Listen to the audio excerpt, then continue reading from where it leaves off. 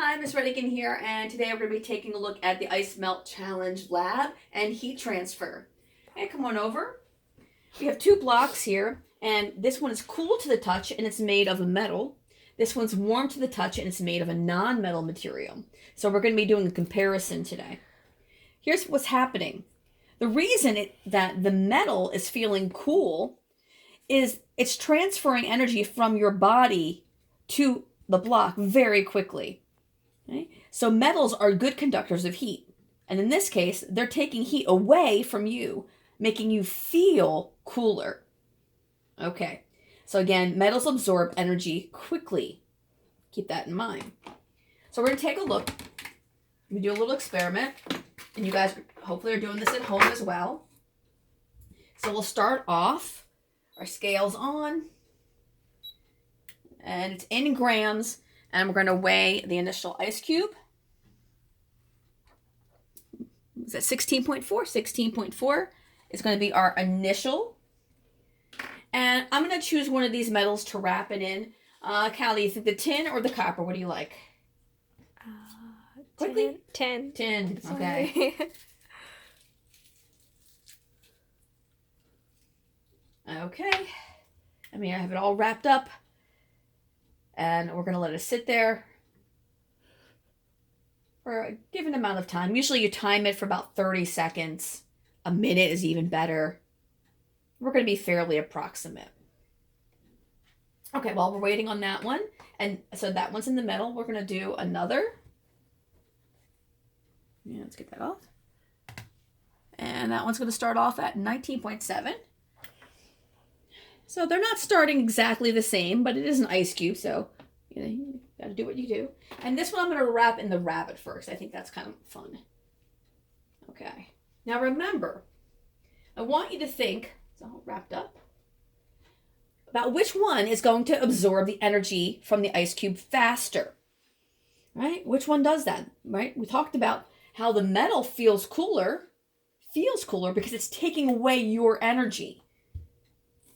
Whereas non-metals do not do that as well. Okay? They're more of an insulator. Okay, so we're going to take a look and see how much has happened. Might not have been enough time, but we'll give it a shot. Okay. There is some definitely moisture in there. A little bit, so we'll see. Ooh, let's get that cleaned off. Measure it again. 15.7 grams. Okay, so that's 0.7 grams total left, but we need a percentage because they didn't start off at the same. So to get a percent, you take how much melted over the original ice cube times 100, and that's going to give us a percent melt. So 0.7 times 16.4, divided by, divided by, equals, and then times 100 to turn it into a percent. And we have equal 4.3%. So 4.3% loss there. And again, normally we would time this out a little better. Put there on the copper. And we'll see here how the fur did. At 19? It also lost 0.7. Okay, so it lost 0.7. So you might be thinking, oh, they're equal. Aha, let's wait. This is the magic of math. Remember, I need a percentage. So I take how much melted divided by the original percent. I'm sorry, the original. So,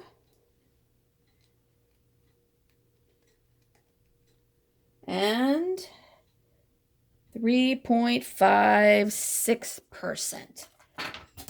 Okay, so not a huge difference, but enough to make the point, right? That metals are good heat conductors and they transfer heat very quickly, in this case, away from the ice cube, right? Or, sorry, into the,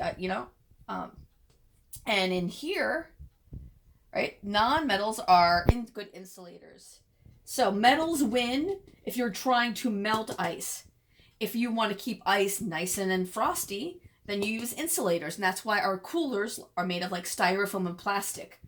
Those are insulators and they will keep your ice frosty. Okay, so make sure you're doing your math. Show us the data and good luck.